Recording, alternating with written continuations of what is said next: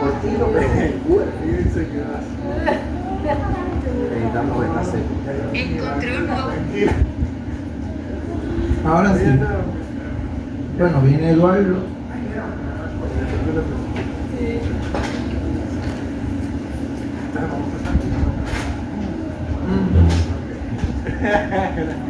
Podemos, Yo estoy aquí distante de la podemos intercalar como aquí para allá, después de allá para acá. Así. Bueno, ahora sí. Oficialmente comenzamos entrevista / conversatorio titulado Entre relatos y conversaciones, un atisbo de narradores boricuas. Aquí tenemos, ¿verdad?, varios narradores que han trabajado ya sea cuentos, ya sea novela o algún tipo de narrativa híbrida. Y esta actividad comenzó el año pasado, tenía otro nombre que era Narradores del Norte. Fue hace casi un año, van a 11 meses y algo, que se hizo en la antigua localidad de Poquesí. Entonces, que de hecho, mi entrevistador fue Carlos Manuel, había hecho entrevista y Yami había moderado un open mic.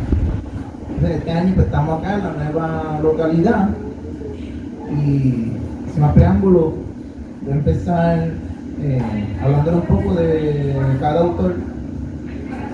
Entonces, tengo aquí a mi derecha a alguien Alejandro Ortiz,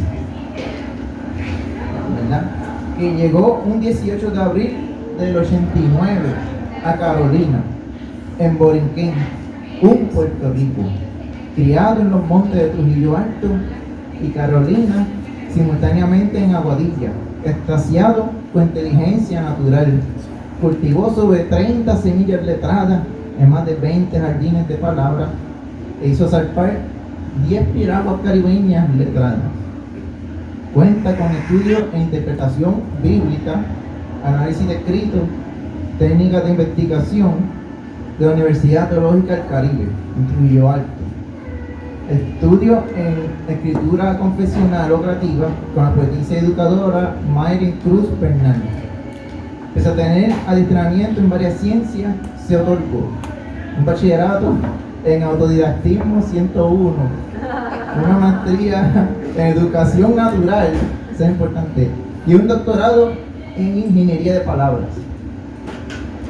Entonces, tengo a Ángeles Martí. Ella es natural de Juana Díaz, Puerto Rico, de mente inquieta, radicada en Aguada. Un buen día, tras un instante de lucidez absoluta, decidió que el silencio ya no era una opción. Su literatura nace de las entrañas, concebida para sacudir los sentidos del lector. Tras desarmar prejuicios con el humor liberador de "estoy vieja, ¿y ahora qué?", Martí expande su universo hacia territorios insospechados, del misticismo apasionado de su novela romántica paranormal Teresa, un corazón resiliente, pasando por el suspenso de su thriller psicológico El crisol de los pigmentos, hasta la sensibilidad de relatos como Donde el sol no se atreve a morir, reconocido y escogido por una antología de cuentos por editorial Abonés. Escritora consagrada, alquimista de las emociones, Ángeles no escribe para entretener, escribe para denotar una experiencia sensorial implacable y demostrar que toda metamorfosis comienza con el valor de desplegar las alas. Entonces, tenemos también a Marisabel Chavela Martín Córdoba. Nace en San Juan, Puerto Rico, en el verano del 82. Madre de Saulo y Lua, que andan por ahí. Actualmente reside en Quebradillas. Completó su bachillerato en estudios hispánicos con concentración en literatura en la Universidad de Puerto Rico, recinto de Río Piedras. Posee una maestría en creación literaria en la Universidad del Sagrado Corazón. En 2019 publicó su primera entrega literaria, la novela Entre paréntesis, y un poemario breve en 2025, Pólvora Fiera. Entonces, también contamos con Miguel Crespo. Nació en Camuy, Puerto Rico, en 1956, graduado de la Universidad de Puerto Rico, recinto de Río Piedra, con un bachillerato en biología y posee una maestría en escritura creativa de la Universidad del Sagrado Corazón. Trabajó en la industria farmacéutica durante 34 años. Tras su retiro, decidió perseguir uno de sus grandes sueños: escribir. La ilusión de sus obras ofrezcan a los lectores la compañía y el refugio que los libros le proporcionaron a él.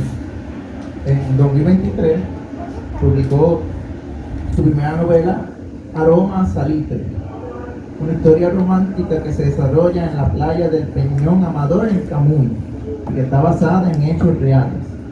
En enero del 2025 ha publicado su libro de cuentos Voces entre líneas, cuentos para compartir, una colección de 15 relatos que tejen reflexiones sobre vueltas inesperadas de la vida, las decisiones que marcan nuestro destino. Además, ha participado en varias antologías literarias, contribuyendo con cuentos de diversos géneros, crímenes e investigaciones policíacas en Crimen, ciencia ficción en bitácoras de viajeros errantes, terror en cuentos de medianoche y más recientemente literatura infantil en Cuentos para Soñar Despierto, en el 2024. Y tenemos a Eduardo Rodríguez Rivera, que es escritor, poeta y declamador puertorriqueño, natural de Vega Baja, residente de Aguadilla. Su obra poética se caracteriza por una lírica de seducción, romance y despecho, con aires de barra y bohemia. En su narrativa se entrelaza ese espíritu poético con elementos de fantasía, humor y cultura pop. Autor de 2 libros, ha sido publicado en antologías locales e internacionales. Ha representado a Puerto Rico en diversos festivales literarios, como el Festival Internacional de Poesía en Puerto Rico de 2025, el primer encuentro de poeta Dolores Castro en México 2022, encuentro de poetas Belizama, Buenos Aires, Argentina 2024, y finalista del Slam Diáspora en Chicago, Illinois, Estados Unidos 2021. Su trabajo se destaca por la oralidad, la intensidad emocional y un lenguaje que oscila entre lo cotidiano y lo mítico. Entonces, ahora, ¿verdad? Después de esta intro, y representando a cada uno, vamos a ir al mambo, ¿verdad? A la conversación. Una serie de entrevistas / conversación. Entonces, lo que hacemos es que no se nota el otro micrófono. ¡Guap! Ahí salió la máquina. Pues se van pasando, puede ir como pasando así y después así, como una oscilación, como en la política, que siempre es un extremo, después el otro, y así, como el tiempo, como todo lo que se mueve entre dos opuestos. Entonces, comenzamos con una pregunta básica para ir rompiendo el hielo, y es: ¿qué te motivó a escribir? ¿Qué te motivó a escribir? Entonces cada uno, ¿verdad?, libremente va compartiendo. Bueno, en cuanto a la poesía, yo empecé escribiendo poesía y lo que me motivó a escribir fue, yo soy fanático de la música, ¿verdad? Fanático de estas bandas alternativas de los años 90 y la primera poesía que yo empecé a escribir eran realmente canciones. No hacía los arreglos mentales y todo. Y eventualmente uno va abandonando eso, empiezas a tomar libros de poesía y va, ¿verdad?, experimentando y entrando más en diferentes géneros de poesía. Pero sí, la poesía lo que me inspiró fue bandas como The Doors, era fanático de Nirvana, Frank Reznor, The Nine Inch, Billy Corgan, The Smashing Pumpkins. Sí, es noventoso. Después vino los argentinos, vino Spinetta, Cerati, Charly García, Draco siempre, ¿verdad? Rosa, ese disco Vagabundo, no puedo negar, eso fue como que wow, una explosión. Pero luego, en la parte de la narrativa, yo sí, yo digo que una de las cosas que me inspiró era ver las series de televisión. Yo siempre escribo bien visual, trato de imaginar cómo sería, creo que la persona que me vaya a leer, que se sienta que está ahí metido, que pueda oler el perfume de los personajes, ver los colores, ver todo. Y series como Breaking Bad y libros como me gustan los libros trágicos, como Los Álvaros, La Fuerza del Sino, 100 años de soledad, y no tan nuevos, 100 años de soledad, libros así, Las aventuras de Ulises, son temas que me han inspirado. Así fue como comenzó. Y uno no niega, uno escribe, ¿verdad?, para conquistar. Está en escuela superior, empieza a escribir poemas así. Hay que hacerlo. Esa es la realidad. Vale.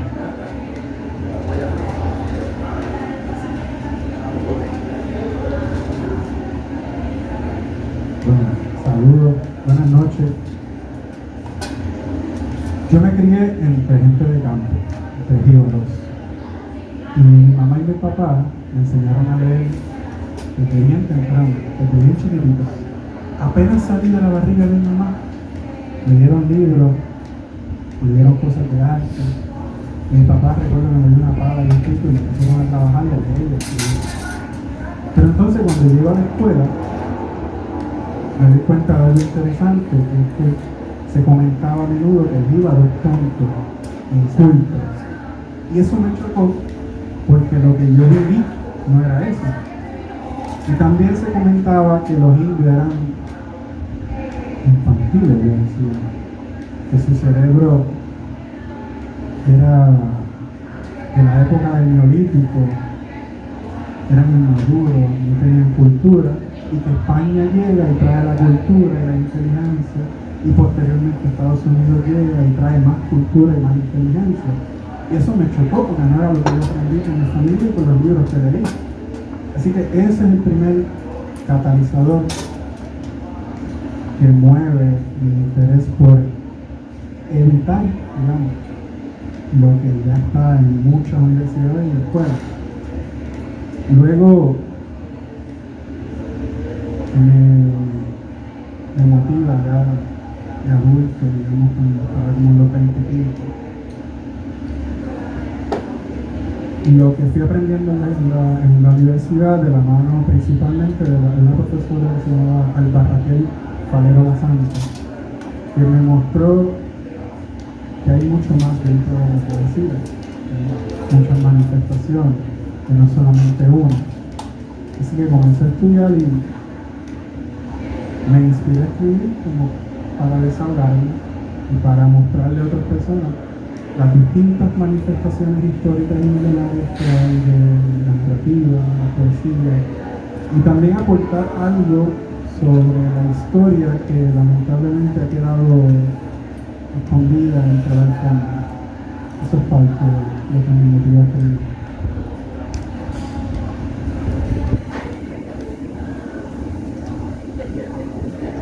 Como siguiente instrucción. Muy bien. En mi caso, algo que me motivó a escribir, no sabría decirlo exactamente, porque desde pequeño tenía la inquietud de que yo quería crear algo. Y ese crear no estaba traducido a algo específico. Pero me gustaba la lectura y practiqué la lectura desde niño. Lamentablemente, cuando entro a trabajar, el trabajo me retiró básicamente. Yo he contado en otras ocasiones el año que más leí mientras trabajaba, lo celebré. Leí 4 libros en un año. Y yo me sentí que había alcanzado una meta increíble. Pero era el camino que yo estaba llevando a cabo para cuando me retiré, con la ayuda de mi esposa, porque mi esposa uno a uno que sigue hacia adelante, empecé a tomar unos talleres de escritura creativa, me gustaron, hice mis primeros cuentos, y más adelante mi esposa vuelve a empujarme, ¿por qué no sigues estudiando y haces tu maestría en escritura creativa? Allá fui, hice mi maestría y desarrollé muchos más cuentos y empecé a desarrollar un hábito más continuo. Y logré alcanzar 35, 37 libros en un año y ya me sentía cómodo, ya leo bien, ya entiendo un poco más lo mecanismo de escribir, es hora de escribir entonces. Y salió el deseo de escribir algo pero de mi cuerpo. Y de ahí surge mi primera novela, se llama Aroma a Salitre, que llevaba todo el amor que yo tenía. Yo quería producir algo, se llama Aroma a Salitre, y para colmo lo estoy haciendo de mi pueblo. ¿Por qué pusieron una cruz sobre el Peñón de Madera? Porque en Iba Camuy han visto el famoso Peñón con su cruz. Y yo cuento no la historia real, pero todos los elementos asociados a la cruz, al peñón, de dónde sacaron la madera, cómo fue que la pusieron. Tan son ciertos, le añadimos la parte de ficción, un romance para hacerlo un poco más atractivo. Y de nuevo terminé Aroma Salitre, volvió mi esposa a decirme, es hora de que escriba un segundo libro, porque tienes un montón de cuentos metidos en tu computadora y no has hecho nada con ellos. Así que volví a sacar los cuentos que había escrito desde que me retiré hasta que terminé la maestría y le di vida a un nuevo libro que es Voces entre líneas, cuentos para compartir. Entonces el motivo de esa escritura fue más dirigido a mostrar vivencia, cosas que han ocurrido en nuestra vida cotidiana y que están llenas de emoción. Y eso creo que la inspiración era crear. Creo que se logró con estos dos libros que he publicado y algo nuevo que viene pronto.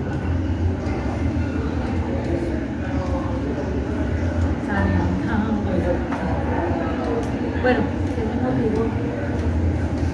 ¿qué me motivó a mí a escribir? Desde pequeña me han gustado mucho las letras y la ciencia, son mis favoritas. Hacía poesía para mis hermanos, para las novias de mis hermanos. En un momento dado me perdí en ese camino, me dedico a criar a mis hijos, les invento muchas historias a mis hijos y cuando ya ellos crecen, que me veo como que se me acabaron todas las responsabilidades, decido ahora es el momento de sacar todo lo que tengo guardado dentro de mí. Y soy estilista por más de 25 años. En mi silla se sienta mucha gente con muchas historias, con muchas inquietudes. Y los estilistas somos psicólogos detrás de la silla. Así que mi inquietud a escribir algo que les sirviera a ellos para encontrarse, para conectarse, para descubrirse, entonces comienzo a escribir. Escribí un cuento que se llama Donde el sol no se atreve a morir, que tiene una problemática social con los jóvenes de hoy y la tecnología, la ausencia de color en el mundo y la ausencia de vivirse aventuras en el monte, en la playa, en todos lados que no sea estar dentro de cuatro paredes. Así empieza mi aventura. Por ahí sigo, escribo un libro que se llama Estoy vieja, ¿y ahora qué? Porque pues mis nenes crecieron y yo dije, ¿y ahora qué hago conmigo? Vamos a hacer algo aquí. Pues por ahí empiezo, escribo también una novela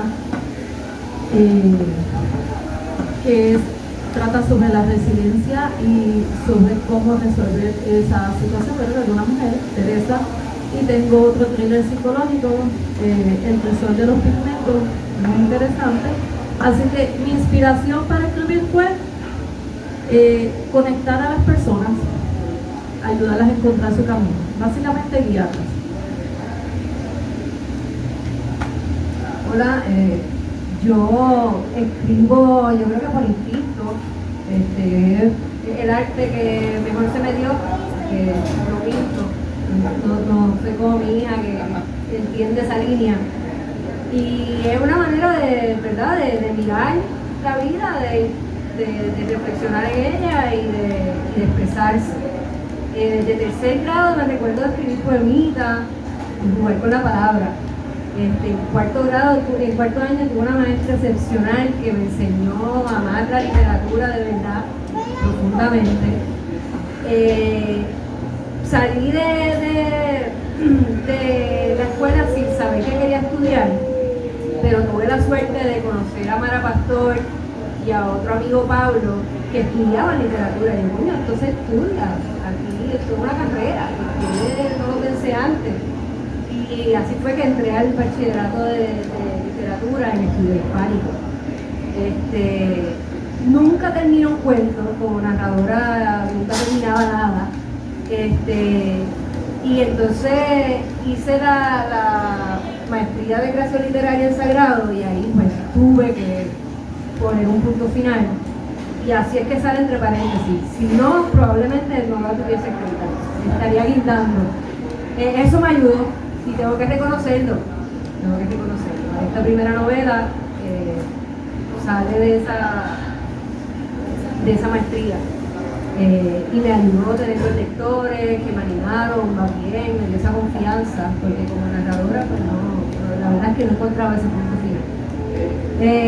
Y es una novela existencial que, ¿verdad?, que resuelvo mis issues y mi identidad se ve ahí en pedazos, así que me motivó a escribir, pues eso, salir, ¿verdad?, tener esa respuesta a la vida. Antes de llegar a la próxima pregunta, estamos en vivo. Voy a ver si lo subo. No sé si ella se escucha. Lo voy a subir en el. Bueno, ya tú sabes. En el máster. ¿En medio? No, el último, el de la derecha. El último de la derecha. Al máximo. Okay. ¿Ya? Sí, está Creo que. Pues. Porque quizás son más algunas. de la derecha ya. Hay uno de la pues izquierda. los otros dos los sube. Creo que ahí en la que sí. Ok. Ahora sí lo. Ahora. ¿Se oye mejor? Eso el game, sí, en los dos. ¿Me escuchan? Pues era yo. Perdonen, es que como soy joquero, pero no sé si se escucha o no. Ok. ¿Cómo describirías tu estilo de escritura? O sea, forma de escribir. ¿Cómo podrías describirlo? O sea, bueno, déjame expandir un poquito más. Si es que se inclinan hacia algún género en específico, si mezclan alguno, o si quieren abordar algo más, y no por ahí a descubrir. Pues yo soy poeta, primero. Me gusta mucho la poesía, tanto la poesía lírica como en prosa. Lo experimento en Bosque 86, en la novela. Juego con el humor, con lo cotidiano, pero también entre muchas artes que son de prosa poética. El estilo de escribir, yo diría, bien honesto, bien crudo, y me gusta mucho usar el surrealismo, usar muchas metáforas. Soy bien fan de Luis Buñuel, de Salvador Dalí, y me gusta, ¿verdad? ¿Verdad? Los videos, los visuales. David Lynch, el director de películas, son visuales que marcan, que te dan pensativos. Pero me gusta todo ese surrealismo y me gusta transmitirlo a través de la poesía, pero también de la narrativa. La sensualidad, ¿verdad? Obvio, el aire bohemio en todos mis poemas. La bujía, ¿verdad? Lo que me mueve son el despecho del amor en todas las partes, desde que tú estás enchonado hasta que te rompan el corazón. Sí, todo eso lo vas a ver en mi escritura, y me gusta jugar con el humor también. reírse de uno mismo, ser bien meta. Yo soy bien, yo tengo diálogos directos con el Monstruo 86, tengo diálogos directos con el lector, donde yo mismo me burlo de mí y me burlo del lector, que me estás perdido, mira, necesitas romper ese forjo en la escritura. Eso es por, me gustó mucho la novela High Fidelity de Nick Hornby, que mezcla mucho el pop culture y lo meta. Me gusta, eso me inspiró mucho cuando a la hora de sentarme a escribir Monstruo 86. ¿Sí?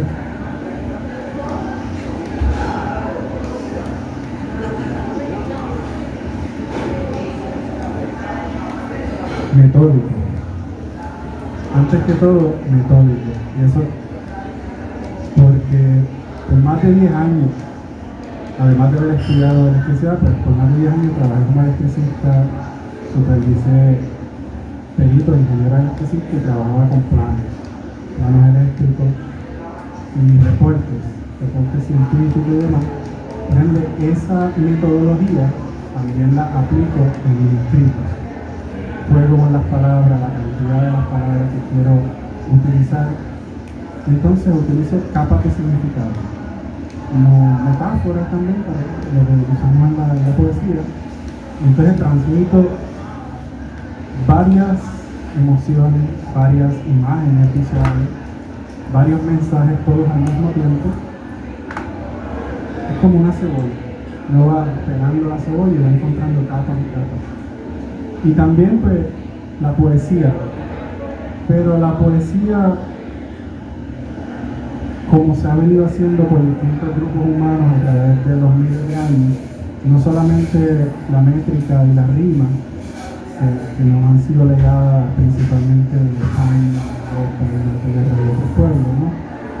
Pero también esa poesía que utilizan los mayas, los pueblos de agua náhuatl, o los griegos, o los hebreos, o los egipcios, ese tipo de narrativa simbólica, que es como comienza en esos orígenes la poesía, ¿sí? Narrativa con personajes mitológicos. Eso es parte de lo que yo trabajo también, de cómo yo trabajo en mi estilo de escritura, tanto en la poesía como en ocasiones en la prosa también. Y en ocasiones cuando hago reflexiones o en los cuentos o en ensayos incluso, parte de mi trabajo.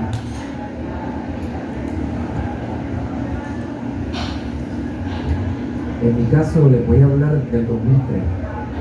En el 2003 me leí la obra de Dan Brown, El secreto de Da Vinci, y consideré que era el peor libro que había leído, porque ese hombre se paraba frente a la puerta, va a entrar al edificio, mira la puerta, me describe la puerta con todos los ángulos, me dice que la cerradura es oscura, me dice que tiene un gancho para darla, que está oxidado.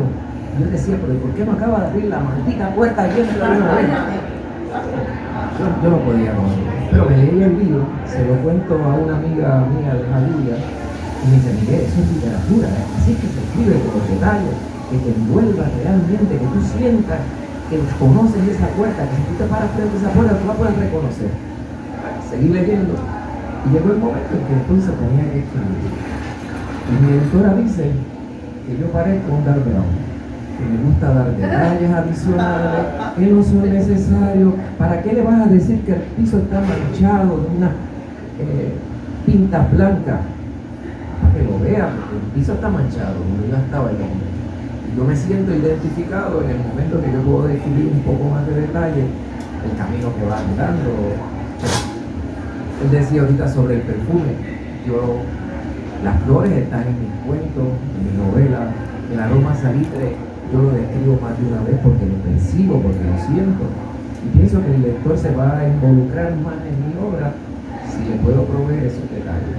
Así que mi estilo es detallista, donde trato de involucrar al lector en la lectura, para que él se pueda sentir que está allá adentro conmigo, que está caminando con el protagonista y que lo va a llevar al principio.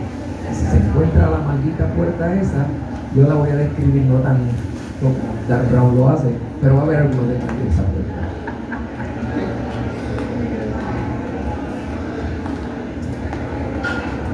Bien, yo me considero una alquimista de las letras, porque a mí me gusta mucho lo que es la transformación sociológica y psicológica, desde el plano realista al plano mágico. Por ejemplo, en el caso de donde el sol no se atreve a morir, estamos evocando una situación sociológica, una problemática social, donde con los aromas del café, con los colores del rojo coquí, con el amarillo del sol espectacular, evoco la vibra para sanar a esa persona que está en ese cuento. Y en las otras novelas utilizo el dolor, no para demostrar que te dolió y ya está, sino que hay un aprendizaje de ello. Para tú ganarte el color, primero necesitas aprender a caerte. Básicamente, me considero una alquimista de la letra. Mi letra es de transformación. Bueno, yo metódica no soy en lo absoluto. Cinematográfica sí. Me gusta que el lector pueda ver ese movimiento, tenga los elementos y las descripciones para adentrarse ¿verdad? Y seguir el desplazamiento del personaje.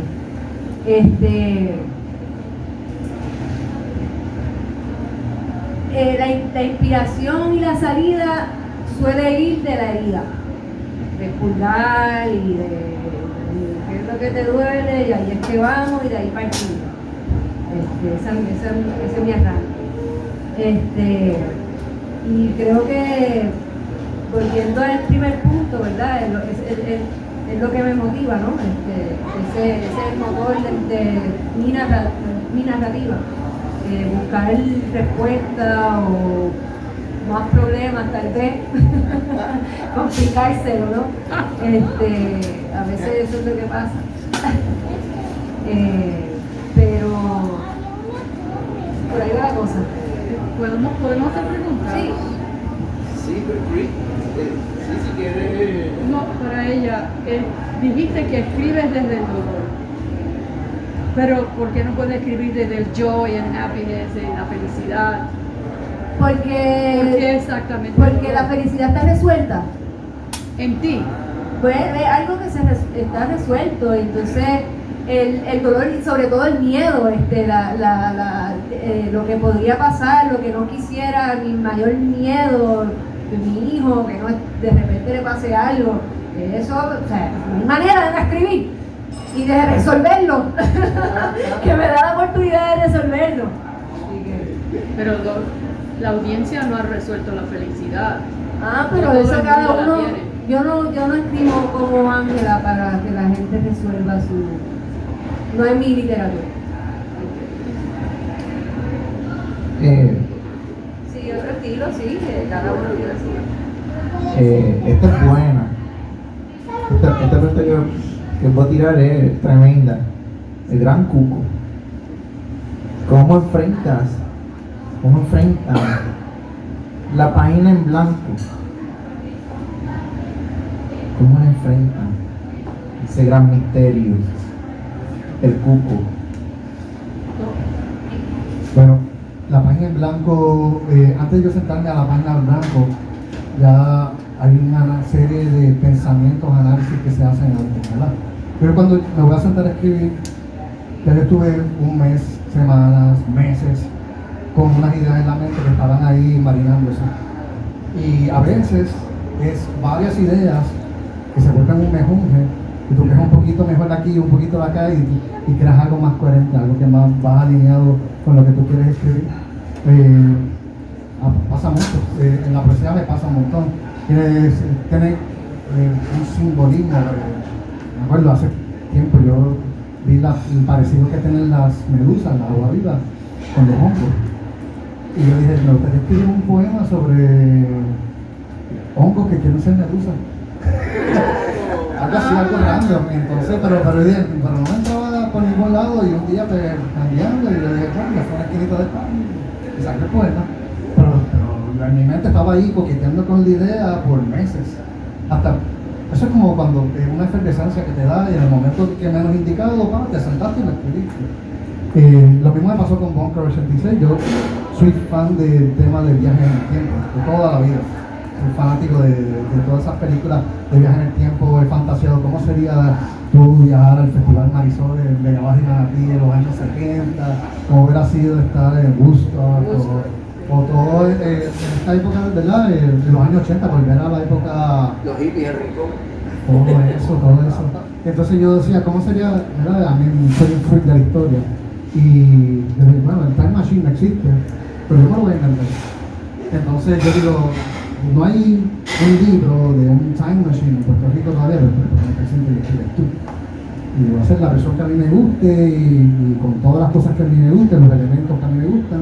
Si a ti no te gusta, pues inventa tu propio Time Machine y escribe tu propio libro, ¿verdad? Pero yo dije, pero yo voy a hacerlo así, y lo hice súper egoísta. Pero a la hora de sentarme a escribir, yo tenía eso maquinando por años. Y un día yo estoy con esta práctica de escribir mis memorias y me estoy dando a jugar con la ficción. Y escribir la memoria, terminé escribiendo los primeros 3 capítulos de lo que parecía ser una novela. Lo compartí a mi hermana y me dijo, wow, ¿tú crees que tú tienes esa vida? Y digo, sí, sigue metiéndole, escribí 3 capítulos más. Y me digo, wow, saca esto de las memorias y escribí esto aparte. Y ahí salió Bunker 86. Y lo escribí de mí para mí, sin tener que vendérselo a nadie. Yo dije, vamos a ver cómo sale. Y el que se quiera subir a la guagua, pues que se suba. O sea, así fue. Pero la página en blanco como tal no dura mucho porque ya tú tienes todo eso en la mente. Dice que Bunker 88, Bunker Bunker 86. 86. Me pasa algo similar a Eduardo. Ya de por sí, yo he ido con una idea también y a partir de esa idea pues voy desarrollando. Pero depende de la situación. Por ejemplo, me han contactado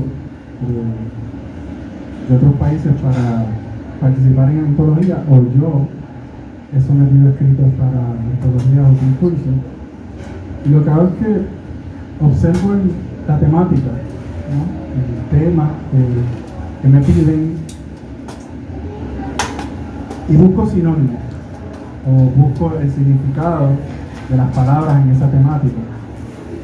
Y a partir de ahí pues voy esbozando, voy añadiendo palabras, voy creando la narrativa. No solo quedarme estancado con la página en blanco, pero hago. Si al momento no sé exactamente qué escribir, pues lo dejo. Y si tengo que internarme en el monte, en la playa, o irme para el río, o leer algo en particular sobre lo que yo quiero escribir, pues entonces lo hago y eso me inspira, ¿no? Investigo, eso me inspira y por ahí le meto, por ahí le sumo y sale.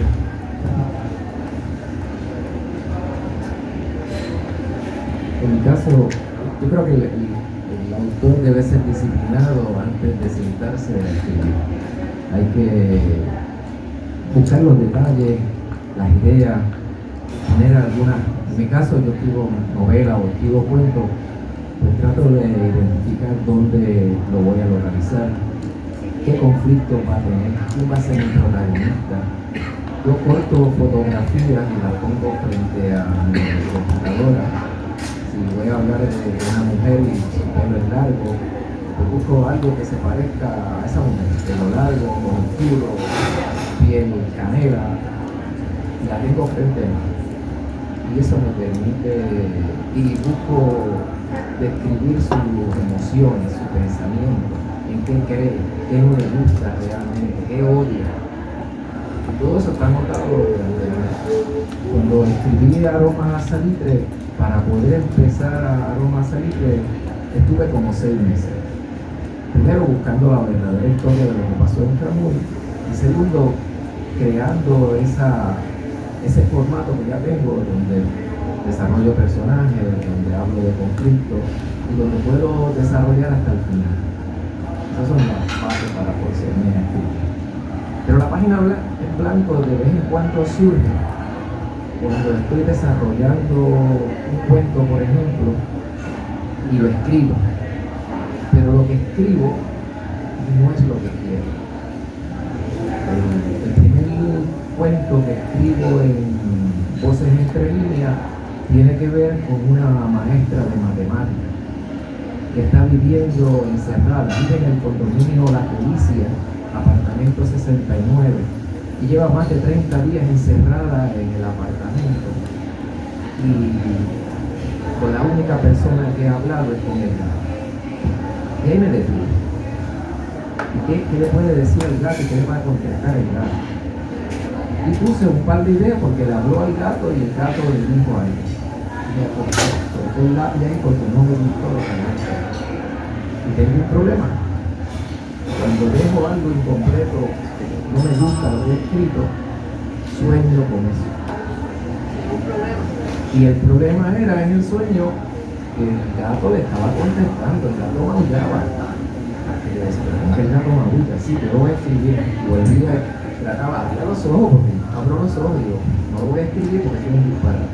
Luego me acuesto, el gato seguía maullando y la mujer seguía hablando. Me levanto al otro día y lo primero que hago es correr a la computadora a escribir que cuando ella le hablaba al gato maullaba como si le entendiera. Y para colmo, le contestaba y ese maullido, tan pronto ella lo oía, lo entendía y le respondía. Pero ese no era el problema del cuento. El problema del cuento era lo que ya tenía escrito de antemano, que fue cuando el timbre del apartamento 69 sonó. ¿Dónde estaba la maestra de matemáticas que se llamaba Elena? ¿Qué hacía Elena? ¿Quién tocó el timbre? El gato volvió a salir aquí, al final. Si lees el cuento, vas a ver la reacción del gato cuando vea quién entra por la puerta. Así que la página en blanco en cierta manera está, pero en mi estilo, mi forma de trabajar, que parece similar a mi compañero, hay una disciplina de análisis y escritura previa de ideas que me ayudan a hilvanar el resto que falta ahí.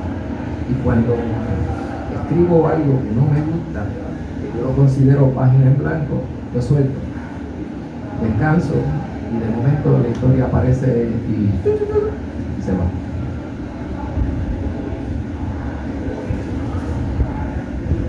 Mira, cuando yo tengo una página en blanco, yo busco víctimas. Víctimas. Tengo un par de clientas que las utilizo. Las pongo a leer, lee esto, ¿cómo te va? O se lo voy discutiendo y mientras lo voy haciendo me va pariendo lo que necesito, lo que me plantea. Pero normalmente ya tengo de antemano, porque lo ponía en unos talleres, cuando te pasa eso, lo primero que tienes que hacer es saber cuál es tu final. Sabes cuál es el final de la historia y ya tienes el norte hacia dónde va. Y a veces yo voy así, termino haciendo esto y alargo. La novela de Teresa va por 4 libros, así que imagínense. Pero me dura muy poco la hoja en blanco, porque no solamente ya tengo un norte y cojo las clientas de víctimas, sino que vivo, salgo. Tengo una vista espectacular desde mi salón, así que esa es una de mis inspiraciones en una de las novelas. Salgo, tomo un café, conozco gente, vivo, y eso me ayuda a expandir. A veces estoy en un sitio sentada con el celular y es porque me llegó la inspiración y allá aproveché y escribí todo. Conducir 1 hora o 2 horas para el centro de la isla, para mí es lo más inspirador que hay. Y pongo Word a coger dictado y por ahí empiezo a hablar. Y guardo mis notas, y tengo mis notas para luego sentarme a escribirlas. Así yo manejo mi hoja en blanco. Bueno, cuando uno sabe para dónde va, la página en blanco, pues no es un problema. Uno hace el ejercicio, ¿verdad? Uno se prepara, uno analiza y hace su estructura y su vaina. Malo es cuando uno no sabe qué caramba va a hacer y entonces está frente a la página en blanco. En esos momentos lo que yo suelo hacer es fluir de conciencia. Hago el ejercicio de fluir de conciencia y busco que la serpiente se muerde el rabo. que se cierre. Y ese es el ejercicio que casi siempre me salva de esa página blanca.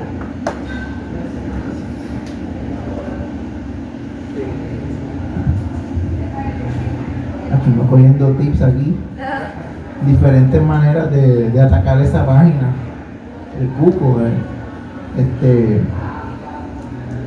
Esta pregunta, esta pregunta nada más que me encanta, y puede ser hasta la más boba a veces. ¿Prefieren escribir en primera, segunda, tercera persona? ¿Y por qué? No, a mí me gusta escribir en primera persona. Sí. Es el estilo que me gusta escribir. No solamente me gusta escribir en primera persona, a muchos de los poemas que yo escribo como si yo le estuviera hablando a la persona que me inspiró a escribir el poema. O sea, yo no le escribo diciendo al lector, mira, esto me pasó con esta persona, no, yo estoy hablando tú. Es una conversación con la persona, y entonces que el lector sea como que un feeling tone, un testigo de lo que está pasando. Y lo mismo pasa en la narrativa. Me gusta escribir en primera persona, tanto a nivel del narrador, el narrador principal, yo mismo contando, mira, esto pasó, ¿no? Y brincamos a los diálogos. Me gusta hablar, brincar también, tener interacción con el lector. Me gusta eso de como que es refrescante, como que estamos en medio de la historia y tiramos un chiste como para despertar a la persona. Pero sí, me gusta primera persona. He tratado de retarme a escribir segunda, tercera persona, pero no fluye. Algún día.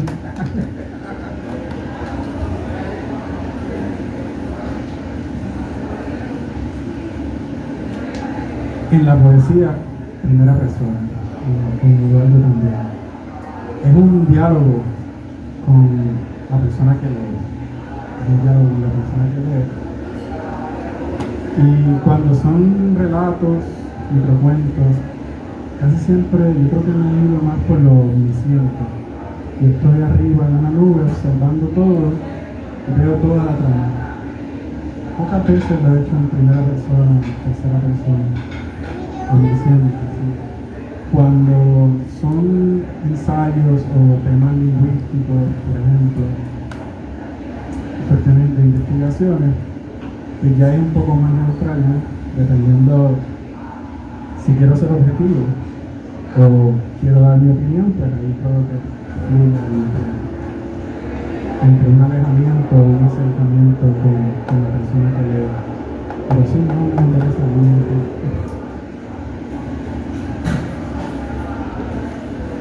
En mi caso, yo soy distinto a estos dos caballeros. Yo me siento más cómodo poniendo al narrador a contar en tercera persona y que él diga lo que siente, aunque sea mi pensamiento. Porque la historia que escribo en la novela me la contaron. Yo lo que hice fue modificar. La mayoría de los cuentos me los inventé, pero tienen fragmentos o pedazos que están atados a mi vida de cierta manera. Y entonces pienso que el narrador le está dando vida a esa persona que en un momento dado me dio parte de la historia. En Voces entre líneas, que es el libro de cuentos que tengo por aquí, tuve una situación bien interesante. Estoy en la sala del médico esperando que me llame. No sé si ustedes han pasado por esto. Y allá en la esquina hay una señora que está hablando a toda boca, contando lo que le pasó en su vida. Estoy con mi esposa y mi esposa me da con el brazo, escucha. Y la señora hablaba de que la vecina o la hija trabajó hasta altas horas en la noche y cuando llegó a su casa le robaron algo. Y eso fue, ella hizo la historia completa, pero para no contársela, eso fue lo que ella. Entonces yo escribí el cuento del sofá. Lo puse en la portada del libro a propósito, porque me llamó tanto la atención, primero la situación de la señora y segundo que me dio la idea del cuento. Entonces, no lo estaba contando yo, lo estaba contando aquella señora, por eso la tercera persona me hacía mucho más sentido. Y yo conté de una enfermera que trabajaba en sala de emergencia, y estaba loca por llegar a su casa. Es divorciada la muchacha, ha tenido una semana larga y lo único que piensa es llegar a su casa, abrir la nevera, servirse una copita de vino y tirarse en el mismo sofá y quedarse dormida. El problema le empezó a eso de a la 1 de la tarde, cuando la supervisora le dijo que la enfermera del segundo turno no venía. Cosas de la vida, emociones que pasan a diario. Y hubo que trabajar el segundo turno. Finalmente salió a las 10 de la noche, llegó a su casa, abrió la puerta, prendió la luz, caminó hasta la sala. ¿Ustedes pueden creer eso? Que le han robado el sofá. ¿Quién fue que le robó el sofá? ¿A quién va a llamar a esa hora? Pues todo eso me lo regaló aquella señora sin saberlo. Yo le añadí los detalles y ella lo contó en mi libro. Así que la tercera persona me fluye mucho mejor que la primera. Lo he intentado, pero no me gusta, no me siento cómodo con eso. Bien, me gusta primera persona, pero amo autor omnisciente porque me gusta saberlo todo y que el lector sepa todo lo que pasa. Pero cuando narras en primera persona, haces que el lector se meta dentro de la lectura. Así que se sienta ese personaje, que huela, que vea, que toque todo lo que está pasando en la escena. Así que me incliné, especialmente en Teresa, que tiene muchos personajes complejos, y tomé el reto de convertirla en una novela con 5 personajes principales porque van a narrar desde su punto de vista, o sea, primera persona, entre ellos el malo de la novela. Y fue un gran reto lograr que el malo hablara sin decir mucho, sin dejar ver mucho, lo que hace esta novela exquisita por lo que aporta. Así que yo me inclino por primera persona porque me encanta que lo sienta, que lo huela, que lo viva. Bueno, esta es mi primera novela y yo me tiré la maroma de escribirla en segunda persona. La vacila entre la segunda y la primera. Que la primera suele ser fluir de conciencia. Y ese tuteo, en realidad esa segunda persona es la mente de ella, ¿no? Tuteándola. Y me lo vacilé y me gustó mucho. Yo entiendo que funciona. Ustedes como lectores pues me lo dejarán saber. Pero me lo disfruté un montón. Y estoy ahora escribiendo la segunda parte y sí va a ser primera persona. Y para lograr es un chamaco de 15 años y entonces jugar con esa jerga, ¿no? Y apropiarme de ella y entenderlo más, amarrarle a su manera de hablar, pues también me lo estoy vacilando. Sí, es un reto. Sí, la segunda persona es como raro, pero retante, un juego. Siempre ayudan a fluir. Entonces, esta pregunta es como para los que siguen, ¿verdad? Para generaciones más jóvenes o incluso los más mayores también. Esta pregunta es: ¿qué consejos darían a personas que desean escribir cuentos, novelas o algún tipo de narrativa? Puede ser hasta híbrida. Y bueno, quizás se sienten trancados o quizás tienen algo, no se atreven a publicar. ¿Qué consejo darían? Por lo menos, si está trancado y dice, no puedo. Entonces ahí usted dice, ¿qué usted le dice a esa persona? Bueno, yo digo que lo primero que yo digo es que se olvide del mundo interior y se enfoque que escriba lo que vaya a escribir, pero escribe de él para sí mismo. cuando tú haces eso te quitas mucha presión de encima, ¿verdad? Porque uno inconscientemente te pone estrés ¿qué va a pensar mi papá cuando lea esto? ¿Qué va a pasar mi pareja? ¿Qué va a pasar la iglesia? ¿Qué va a pasar los vecinos? En el trabajo cuando me lean. Olvídate de todo eso. Tú escribes de ti para ti como si tú fueras el único ser humano en el planeta Tierra y escribes la novela que a ti te gustaría tener. Si entras a una librería, esta es la novela que yo... Y aunque tú creas que no vaya a vender, que no tenga salida, que sea un género que no va acorde contigo, según la imagen que te estás creando mentalmente, escribe de ti para ti y fluye. No, como dicen por ahí, deja que el bolígrafo vomite o la computadora, tú empiezas a escribir, olvídate de editar. Esa es la otra cosa, el otro consejo. Mucha gente se enfoca tanto en planear algo perfecto desde el saque que se queda en una página o no escriben nada.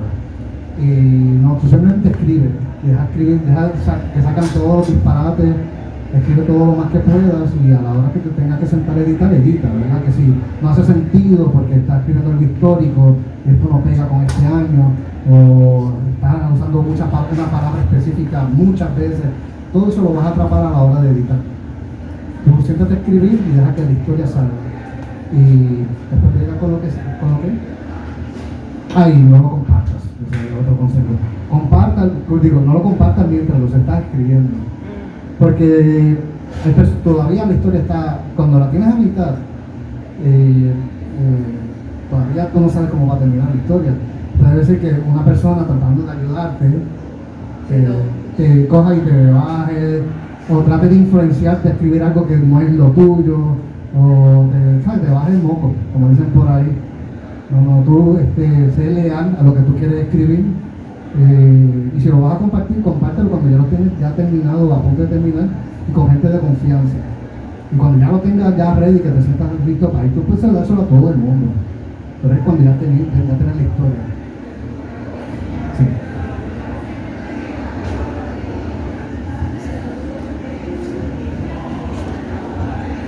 Dicen algunas personas, y yo te lo repito, que intentar es imposible. Se hace o no se hace, pero el intento parece no existir. Segundo lo que dice Eduardo, y perdona que te mencione tanto, pero es parte también de lo que comparto y tú estás hablando antes que yo. Sí, es necesario dejarlo salir, escribir, dejarlo salir, y aunque es bueno escuchar y recibir la opinión de otras personas, no permitir que eso moldee lo que queremos hacer. Yo añado también que depende de lo que la persona quiera escribir, de qué público quiere escribir. Porque si lo que quiere escribir es algo comercial, pues entonces tiene que estudiar el mercado, a ver cuáles son las temáticas que se mueven, cuáles son los intereses del mercado, su poesía o fantasía o lo que sea. Por otra parte, lo que me ha nutrido a mí, y creo que le puede ayudar a otras personas, enriquecer el vocabulario, buscar letras. Para escribir hay que leer mucho y hay que escuchar mucho. Hay que escuchar mucho.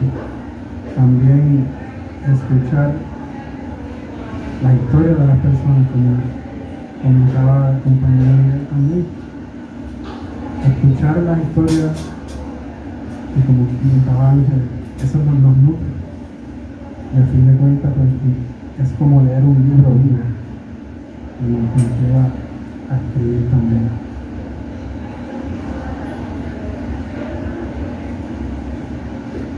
Creo que coincidimos en el concepto de qué hay que hacer para poder escribir. Pues definitivamente la lectura va a abrir ese mundo poco a poco. Yo soy creyente de que el escritor no nace, se hace. Y a lo mejor hay excepciones, pero la mayoría se ha preparado, la mayoría ha leído muchísimo, conoce historia, sabe cómo decirlo, porque lo ha visto en diferentes maneras, en diferentes libros.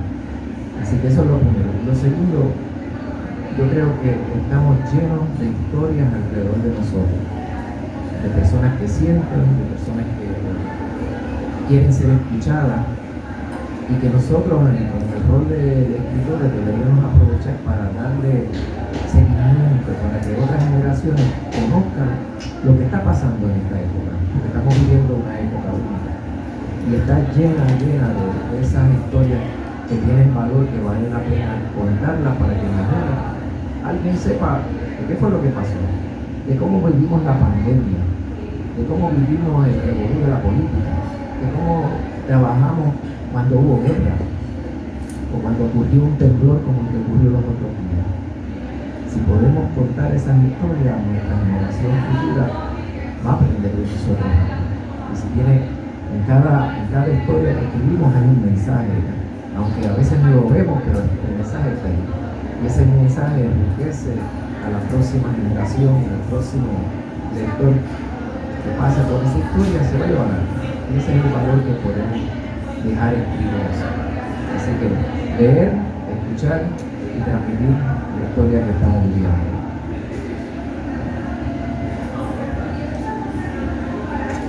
Mi consejo, escribe como si nadie lo fuera a leer, como si fuera tu diario. Cuando yo decido hacer este libro de ¿estoy bien ahí ahora qué? Yo decía, Dios mío, pero cuando lo lean mis hijos, cuando lo lea mi mamá, cuando lo lean todas las personas que me conocen, van a decir. Y yo dije, no, yo voy a escribir. Y empecé a escribir, empecé a escupir, a soltar anécdotas, recuerdos, experiencias y tips para eso. Yo tengo muchas clientelas en mi silla, muchas madres. Yo estoy enfocada en las madres con este libro cuando los niños crecen. Así que cuando decido escribirlo, todos esos miedos me atañaron. Mi consejo es, escribe como si nadie lo fuera a leer. Eso me dijo alguien una vez cuando fui a escribir esto, porque estaba trancada, no sabía cómo pasar la página, cómo soltar. Tenía el título, estoy vieja, ¿y ahora qué? Y esa fue el consejo que me dieron. Escribe como si nadie lo fuera a leer, escribe para ti. Ya uno está acostumbrado de tener un diario en su casa, pues mira, este era mi diario.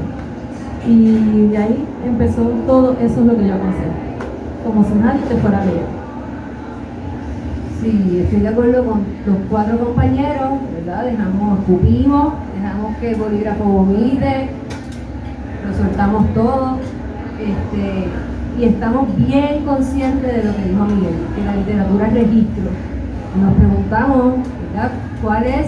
¿Por qué va a ser importante esta historia? ¿Qué va a registrar? ¿Verdad? Esos son, yo creo que es fundamento, ¿no? El fundamento de la literatura. Pero sí difiero con los compañeros en cuanto al lector. A mí me ha ayudado mucho, yo en un grupo de manuscritos, que compartimos los manuscritos y nos comentamos, siempre y cuando tú estás segura de cuál es tu historia y lo que tú quieres y tu intención, es chévere que te lean y que te digan, mira, aquí esto no lo entendí, aquí falta algo, aprieta por acá. No es que me van a dirigir, es que pues, van a ver esos puntos oscuros, porque cuando uno escupe y deja que el golpe, pues se quedan cosas inconclusas. Y a mí sí me ayuda que me lean. De hecho, como dije en un principio, gracias a mis lectores fue que puse el punto final, porque si no, no hubiese puesto. Es importante el punto final. El otro cuco, ese es el otro cuco. ¿Cuándo poner el punto final? Después que uno cuando está cogiendo la máquina, ¿dónde para? Bueno, aprovechando, ¿verdad?, la energía que hay, me están funcionando esa energía narrativa. Y entonces ahora, ¿verdad?, estamos aquí en la noche, en la luz un poco tenue, un poco más íntimo, ¿verdad? Si gustan, si quieren compartir algún fragmento, ¿verdad? Algún fragmento, la novela no completa, no, un fragmento, un par de minutos, ¿verdad? Momentos, si tienen la energy. Sí, Sí, que si quieran compartir con nosotros. Sí.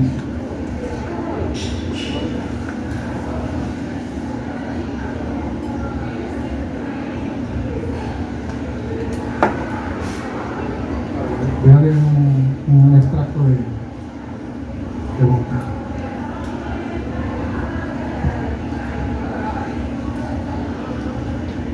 Vale. Esta es de la novela Bunker 86, del capítulo del día 7. Cada capítulo está escrito en forma de diario, pero no en orden cronológico, porque me gusta ponerse me gusta el tiempo no lineal en las novelas, como interrumpe cabeza. En este capítulo como tal, del día 7, para que tengan contexto antes de el personaje principal, Leo, está sentado en la mesa con Leo de 40 años, con su padre de 28 años, mejor el tiempo, ¿verdad? Con su madre y la versión de él de 5 años y su hermanito chico. Es la primera escena que tiene de viajó en 1986. Ya los padres tienen un lado de que él es niño, pero todavía no tocaba el tema. Dice así: tengo tantas preguntas, no sé cómo empezar, me dijo papi y pausó. Por un instante me compadecí de él y de mami ante lo difícil de la situación. Tan jóvenes ellos y con tanta responsabilidad en sus hombros. Tenían 2 niños que criar, una casa que mantener, sus propios trabajos, préstamos y tarjetas que sudaban por saldar. Y entre todas esas preocupaciones, aún sacaban espacio para crear sueños. Sí, sueños de tener otro hijo pronto, sueños de llevarlos a Disney, a ver a Mickey Mouse, sueños de remodelar y ampliar la casa y crear un family, un cuarto master y quizás hasta una piscina, comprar una van moderna y cómoda. Ella quería algún día ser una pintora reconocida que vende sus cuadros y exhibe en ferias. Él quiere ser el mejor production planner, viajar por Estados Unidos y entrenar a futuros colegas de la farmacéutica. Ellos quieren que sus hijos crezcan sanos y saludables, con las mejores notas, que se gradúen y entren a las mejores universidades, consigan los mejores trabajos, se hagan hombres de bien, formen sus familias y que se quieran mucho sobre todo. Los veía con ganas de preguntarme todo de todo, pero con miedo a lo que les contestaría. Se veían tan jóvenes y frágiles, a la vez tan poderosos y llenos de vida. Eran mis padres, mis jóvenes padres, chamaquitos boomers de 20 y pico, que me abrieron las puertas de su hogar.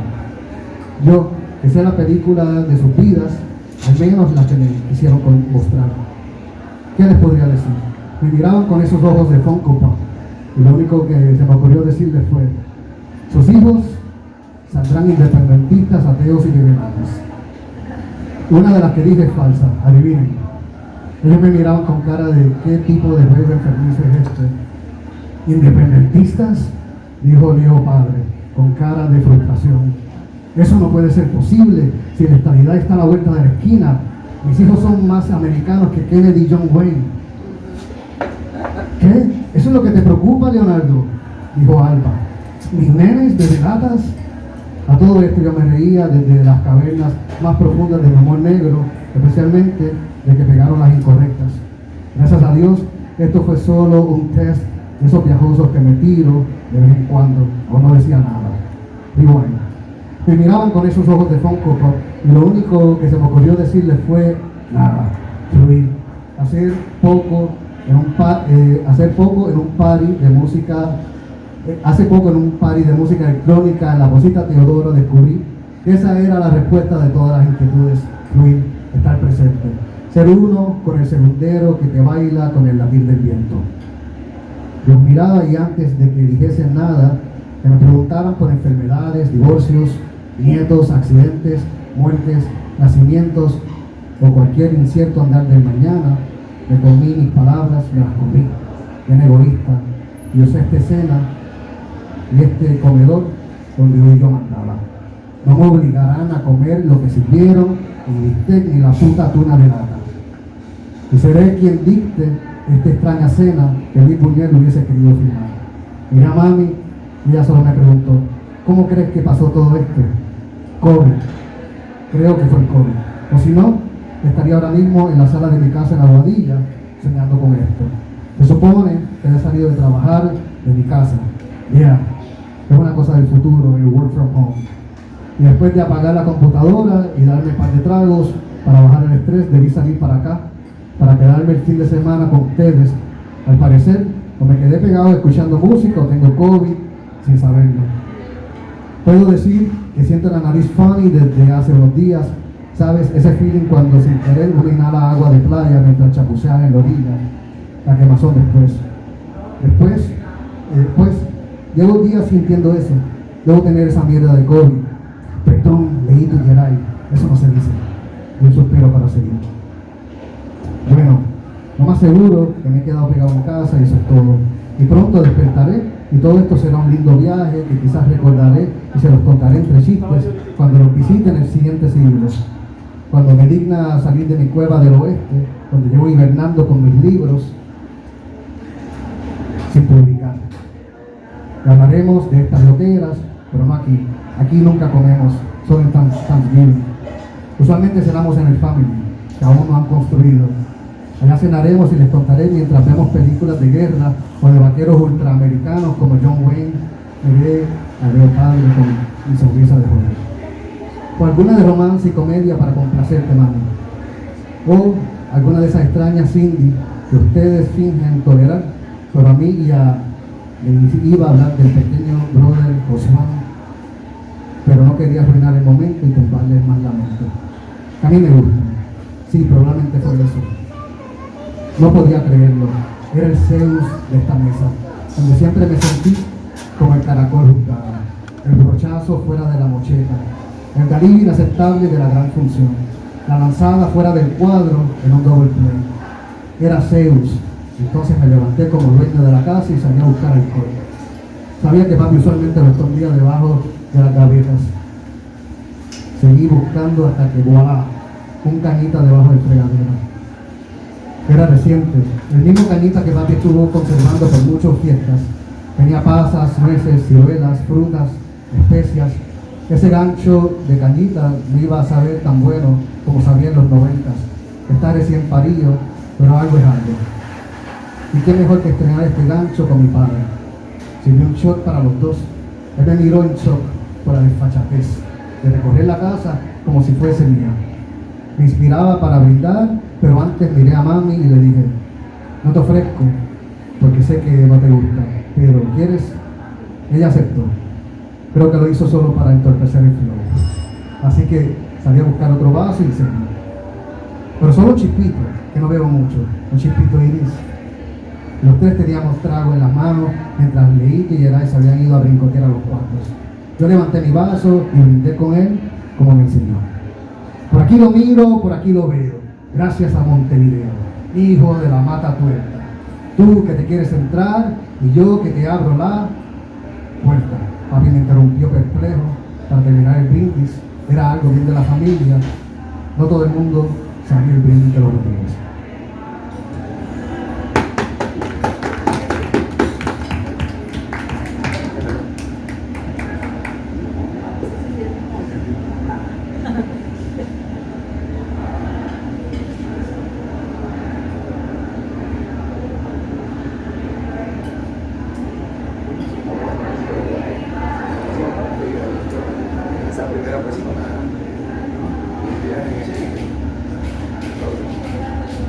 Bueno, antes de leer, me gustaría explicar algo. Que me va a hacer sonar un poquito arrogante, pero es parte de lo que trabajo también.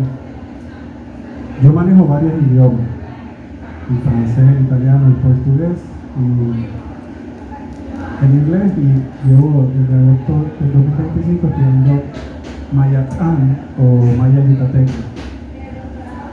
En el libro de Juan Bobo o Juan Bobo, Cuentos, mitos y leyendas, yo traigo varios cuentos de mi autoría y analizo otros cuentos sobre Juan Bobo para mostrar que en efecto Juan Bobo no es tan bobo. Y en uno de mis cuentos yo ilvano un análisis de la palabra huracán porque todavía hay un debate sobre el origen del huracán, si es Taíno, Caribe, Canílago, Maya. Pues en Maya, Uul significa llegar o venir, es un verbo. Acam es un gemido, quejido, bramido, rugir, quejarse por el dolor o bramar como el venado.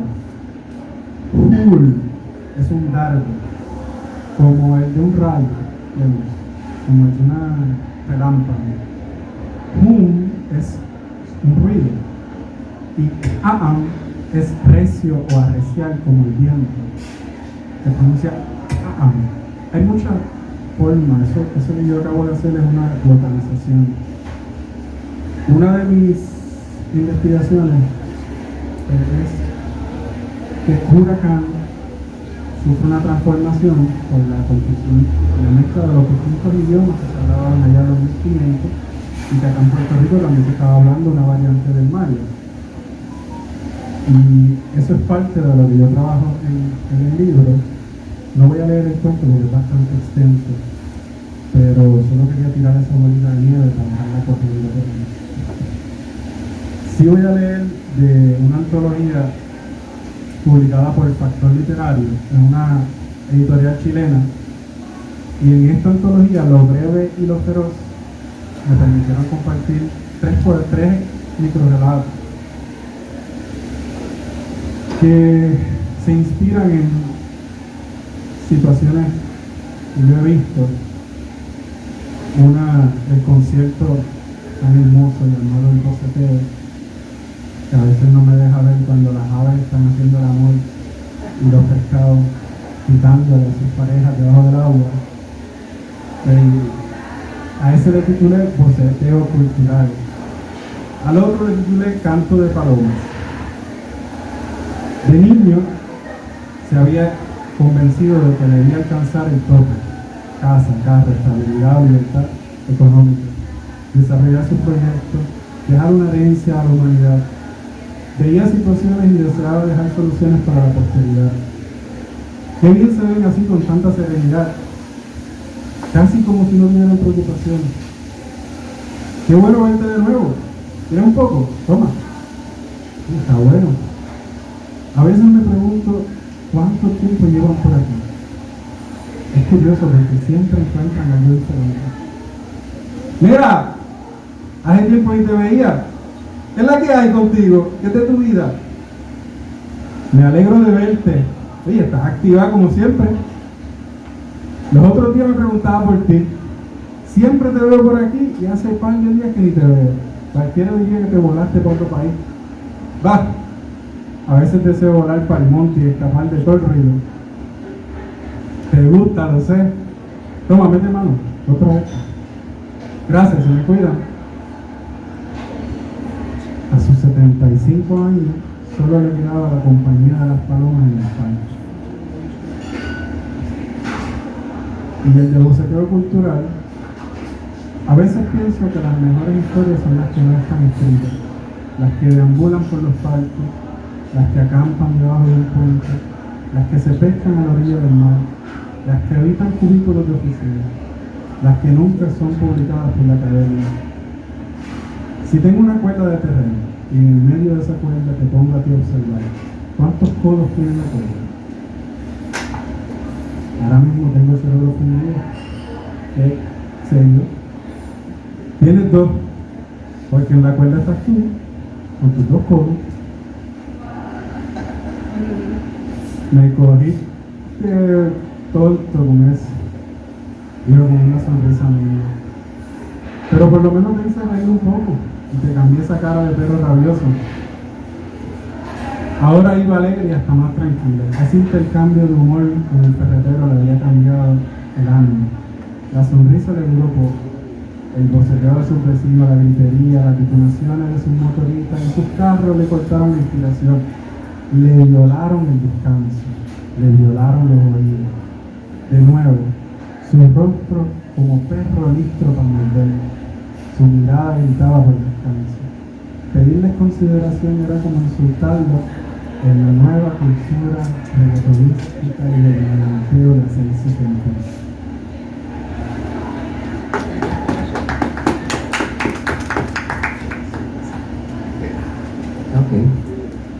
Entonces decidí que no les voy a leer, les voy a contar. Y pensé que contarle podría ser algo más llamativo. Voy a hablar de la novela de Aroma Salitre. La protagonista se llama Cecilia Murray, tiene 18 años, nacida y criada en la playa del Peñón Amador en Cali. Por eso la novela se llama Aroma Salitre. Cecilia quiere ser maestra, se acaba de graduar de 4º año, pero está perdidamente enamorada de un tipo así alto, guapo, bien parecido, Existe. de ojos verdes. Obviamente no es. Y era pescador. Y ese pequeño detalle de que era pescador es precisamente lo que a don Carmelo, su papá, no le agrada. Es que le puede ofrecer ese infeliz a mi nena. Lo que quiere es aprovecharse de ella. Y el día que el muchacho fue a pedir permiso para visitar a Cecilia, don Carmelo lo botó de la casa. Y esa misma noche le anunció a su hija: como tú quieres ser maestra, mañana sales para Río Piedra. En Colorado va a estar aquí a las 8 de la mañana. El Colorado era el chofer de carro público. Y te va a llevar a casa de tu tía, que tu tía vive en Río Piedra. Te quedas en casa de tu tía y vas a la universidad y te haces maestra. Suena bien, ¿verdad? Papá bien considerado con la nena. Le puso una condición: a Camuy, a casa, tú no regresas hasta que termines tus estudios. Estamos a fines de los 30. Para ser maestra había que tener 2 años universitarios. Así que por 2 años Cecilia no iba a ver a su pescador. Era como romperle la vida. Así que Cecilia llegó a Río Piedra porque lo que papá decía era lo que se hacía, no había forma de discutirlo. Llegó a Río Piedra con el corazón en la mano. Llora, que llora, llora, que llora. Una semana y no paraba de llorar. Y la cosa se ponía más difícil por la noche porque la habitación de Cecilia era el cuarto pegado al de los tíos, el tío y la tía, y no dejaba dormir a la pareja. El tío, que era un profesor universitario, se le ocurrió: hay que hacer algo. Y pensó: vamos a abrirle la biblioteca, que ella lea, escoja algo y se lo lleve al cuarto. Y funcionó. Poco a poco el llanto fue reduciéndose y la mente de Cecilia fue creciendo. Encontró cosas maravillosas que en Camuy ni se las podía imaginar. La suerte fue que el tío y la tía también pertenecían al Partido Nacionalista. ¿A dónde usted cree que fue a parar Cecilia? A la lucha, a la marcha, a la protesta, a las reuniones del Partido Nacionalista, donde estaba el vicepresidente. Con la suerte que una noche el Partido Nacionalista está reunido y están las Hijas de la Libertad, la parte femenina del partido, que lo dirige en ese momento histórico la que escribió Río Grande de Loíza, Julia de Burgos. Y Julia tuvo la oportunidad, o Cecilia tuvo la oportunidad de conocer a Julia, y hablaron esa noche. Y Cecilia y Julia le contó sobre unos versos que están escribiendo para un poema que algún día ella espera publicar en algún libro. Y si usted busca 20 surcos, el primer libro de Julia de Burgos, en el segundo o el tercer poema aparecen los versos que esa noche Julia compartió a Cecilia. Casualidades de la vida que no lo sabía. 2 años más tarde Cecilia regresó a Camuy con 2 intenciones. La primera es obvia, ¿verdad? Dar clase, porque se acabó de buscar al tipo alto, guapo, bien parecido, de ojos verdes, que era pescador, que no le he dicho su nombre, se llamaba Arturo. ¿Y qué pasó con Arturo en sus últimos 2 años? ¿Y qué va a hacer don Carmelo ahora? ¿Va a permitir esa relación? ¿Y Cecilia qué decisiones va a tomar? Entonces les tengo que decir que si usted quiere saber el resto de esta historia, usted tendría que ir a buscar Aroma Salitre y se entera de qué es la vida de Arturo, qué hizo don Carmelo, porque don Carmelo no se quedó de brazos cruzados, y qué pasó con Cecilia finalmente. Y nunca les hablé de cómo fue que pusieron la cruz sobre el peñón. Sin embargo, está en la novela. Así que si tienen oportunidad, aprovechen y lean un poquito de esta novela y conocen la historia de la cruz sobre el peñón.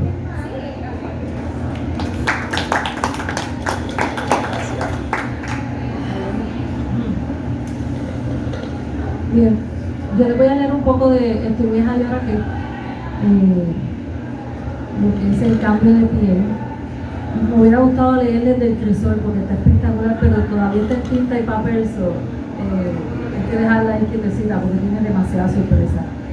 Y pues voy a empezar por aquí. Dice, nosotras las de 40 somos la última generación de mujeres que crecimos con la mentalidad inculcada por la misma sociedad de antaño y quizás la última generación desafiante, la que cambia las reglas, la que demuestra que se puede cambiar de forma de pensar. Me escucho en esta parte y me imagino todas esas generaciones pasadas diciendo exactamente lo mismo. Y recordemos a los hippies del rincón que mencionaron por ahí ahorita, que eran rebeldes sin causa.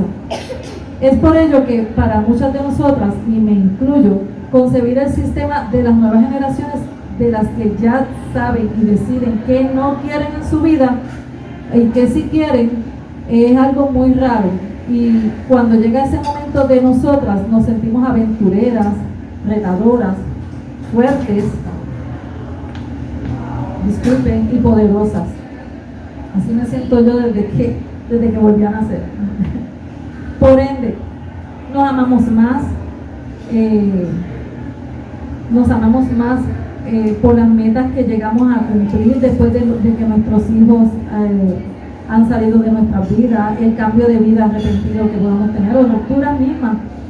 En antaño, la mujer debía quedarse en la casa criando muchachos, atender a un marido, a veces bueno, a veces aguantarle todas sus barrabasadas.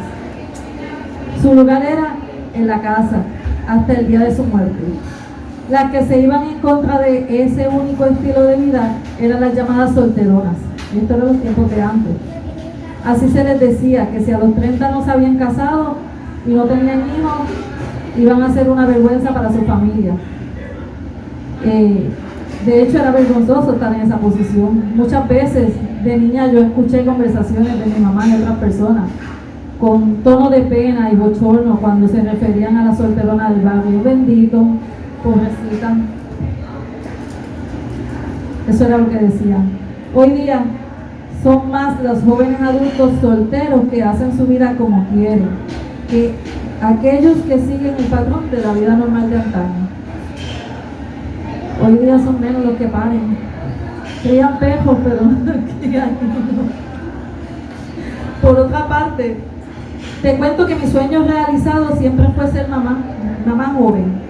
Era la mayor de casa, así que natural que fuera mi mentalidad. Recuerdo también que decía que solo quería 3 nenas. Es que yo tengo 3 hermanos varones que eran el diablo personificado. Así que yo tenía que entender que los varones eran malos. Y por poco Dios me deja sin nena.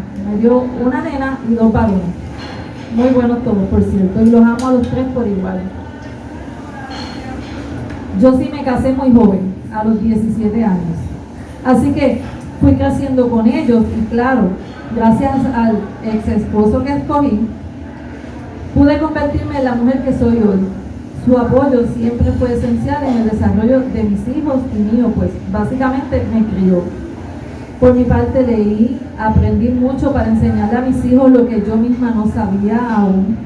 Estuvieron tan envueltos en tantas actividades que recuerdo muchos domingos pasar por la playa y desear tener también mi sillita de playa, sentadita allí como todos los demás, con su traguito en mano, disfrutando de las olas, del sol. Ese momento de relajación solo existía, había que estar corriendo para 20.000 actividades. Ellos tenían tantas y tantas aventuras de las cuales yo me sentía tan feliz por ellos. En cuestión de minutos estaba de una actividad a otra y no parábamos. Teníamos una vida bien activa. Conste, mis hijos tuvieron una vida bien activa, pero yo trabajé, yo estudié, yo crecí, yo di clases, yo tuve salón, lo hice todo. ¿Cómo? No sé.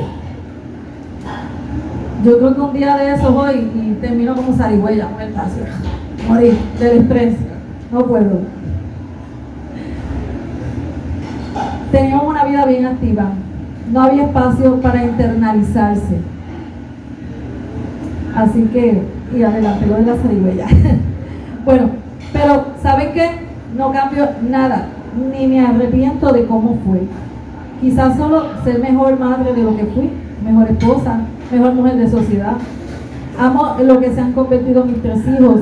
El orgullo que siento por ellos es tan grande que a raíz de lo que he vivido los últimos 10 años, ahora los admiro y me siento chiquitita al lado de ellos, a pesar de que ellos se sienten orgullosos de mí.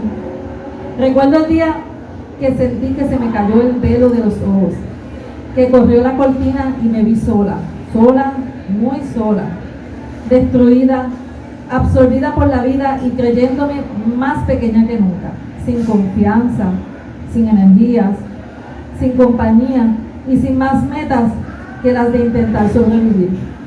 Y encima de eso, ya vieja. Y me dije, tiene que haber algo más. Ahora es mi tiempo, ahora es mi vida, ahora es mi aventura. Y comencé a apreciar mi soledad, a degustar el dulce sabor de ser yo en mi propio espacio. Ya no era la madre de él, ni la esposa de él, ni la nada de nadie, ahora era yo. Soy estilista, fui profesora del cabello y en mi silla se escuchaba mucho lo triste que era la soledad. Otros decían que la soledad era adictiva. Yo, como curiosa que soy siempre, quiero conocerlo todo. Así que sí, ansié mi soledad con todas las fuerzas de mi alma. Yo sí amé la mía, mi espacio, mi paz, mi reino, mis hobbies, mis logros y mi fuerza de crecer. He experimentado muchas cosas de las que cualquiera podría decir que ojalá y no las hubiera pasado. Pero la realidad es que eso precisamente es lo que me ha convertido en el diamante que soy hoy. Soy esa mujer que caminará con la frente en alto porque logró ser lo que quería.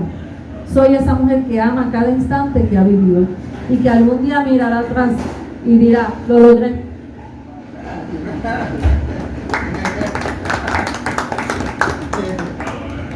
Bueno, yo voy a leer un poquito del principio para ver cómo es que ataqué esa primera página en blanco, ¿verdad? Y así que, entre paréntesis, empieza así. De una simple espectadora pasas a convertirte en protagonista. Vas pagando entre un vídeo musical de Bill York a un cuento de Augusto Monterroso sin remedio ni apuro. De nómada, entre líneas e imágenes, a personaje protagónico por accidente. Ya no sabes en qué orden exactamente eres y dejas de ser. Por necesidad o por suerte, esa fortuna que no se busca ni se compra, aunque parezca un juego de tragamonedas. Son los días en la máquina y te tragan a ti. Así te sientes, masticada. Tragamonedas o cartas, la suerte nos suele sentar a la mesa. Juegas, esta vez con las cartas boca arriba, cargas con el peso mano tras mano y el resultado que te traen se te escapa de ellas. La suerte así se reparte entre los jugadores. A veces el último se lleva la victoria mientras el del medio retiene el sabor del triunfo por un instante. Los números y las letras frustrarán a la mayoría. Por eso detestan las competencias. Prefiere otro tipo de triunfo a ese que es solo capaz de nacer de un primer lugar que levanta un trofeo plata. No es la plata ni el oro lo que llenan tus expectativas, pero continúan tentativas las respuestas al sentido de gloria, porque así los juegos suelen estar cargados de preguntas. Contrario a un casino, te encuentras en el salón de clase, donde no se juega sino que se edifica la suerte. Explica a tus estudiantes el juego metaliterario con el que se entretienen algunos autores del boom hispanoamericano. Piensas tomarte como ejemplo ser la historia que escribe sobre otra historia, aunque dudes quién escribe a quién. Optas por reflejarte en el caso del autor asignado la clase anterior. Te encarna la página y de vuelta a ella, Leopoldo, el personaje de Monterroso resume una de las inquietudes que te asaltan y te gobiernan. Tú, como él, no resuelves darle fin a ninguno de tus puestos.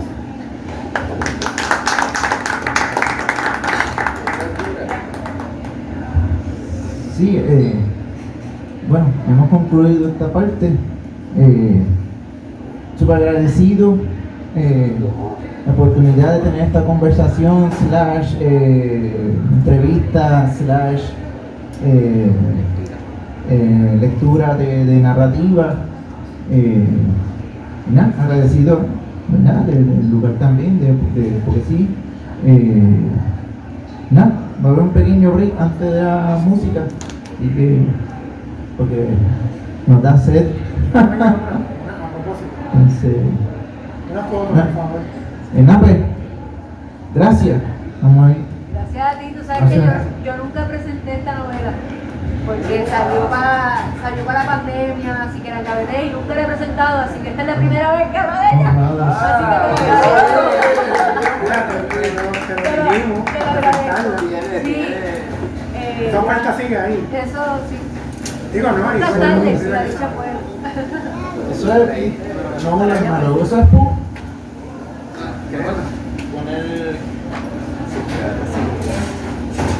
voy a tirar varias. Ah, sí, claro, en el libro. Sí. Mira, lo tienes escondido, papá. Me encanta Ok, voy a la primera. Voy a tirar otra, un gritecito.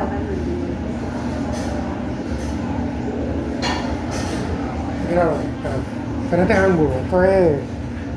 A ver cuál queda mejor.